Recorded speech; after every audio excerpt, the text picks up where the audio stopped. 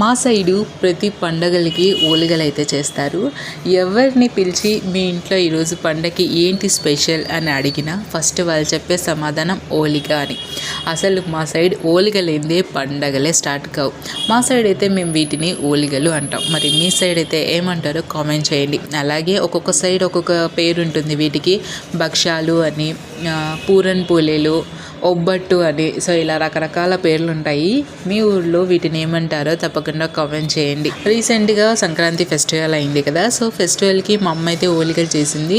నేనైతే ఒకటి తిన్నాను, అస్సలు సాటిస్ఫాక్షన్ అవ్వలేదు. తర్వాత తిందాం అనుకున్నాను కానీ ఎందుకో తినబుద్ధి కాలేదు. అయితే మేము ఓలిగల్ని అన్నీ చేసి పెట్టేయము, ఎప్పుడు కావాలంటే అప్పుడు చేసుకొని వేడివేడిగా తింటాము.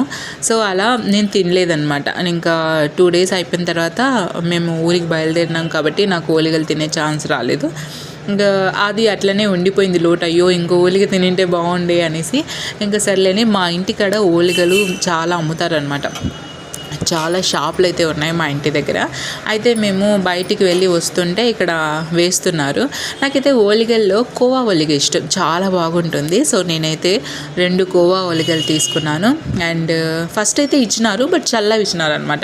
లేదు నాకు చల్లవద్దు, వేడి కావాలా, అవి వేడిగా ఉంటేనే బాగుంటాయి అనేసి చెప్తే సర్లే అనేసి నా కోసం మళ్ళీ 2 వేడి కోవా ఓలిగలు చేసి ఇచ్చినారు. సో నేను ఇంటికి తెచ్చుకొని హ్యాపీగా ఎంజాయ్ చేస్తూ తినేసినాను. అండ్ ఇంకొకటి ఏమి అంటే మా ఇంటి పక్కల ఉన్నారు కదా, అంటే ఇక్కడ నైబర్స్ అండ్ కొంతమంది ఫ్రెండ్స్ అయినారనమాట. సో వాళ్ళ ఇంట్లో ఓలిగలు చేస్తే ఖచ్చితంగా నేనైతే వాళ్ళకి గుర్తొస్తాను. నాకైతే ఖచ్చితంగా 1 or 2 ఇచ్చి పంపిస్తారనమాట. ప్రియాకి ఇష్టము, తినని తను అనేసి ఇచ్చి పంపిస్తారు. ఎందుకు అంత ఇష్టం నాకు. సో మీలో ఎంతమందికి ఓలిగలు అంటే ఇష్టము? అండ్ వీడియో నచ్చితే తప్పకుండా కామెంట్ చేయండి, అలాగే లైక్ చేయండి, షేర్ చేయండి. ఎంతమందికి ఓలిగలు ఇష్టమో కామెంట్ చేయండి. Thank you for watching.